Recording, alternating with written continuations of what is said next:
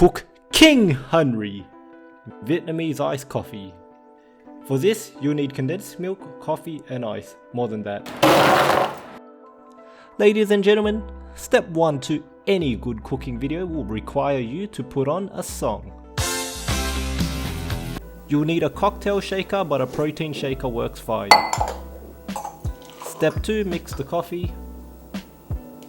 Step 3, add condensed milk.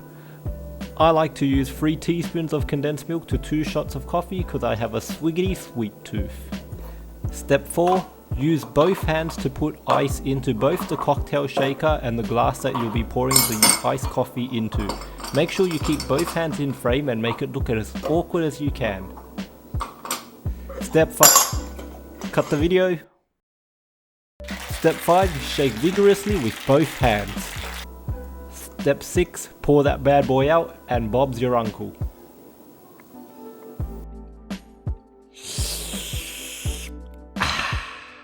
Vietnamese iced coffee fit for a king. Tastes like... That's the power of love.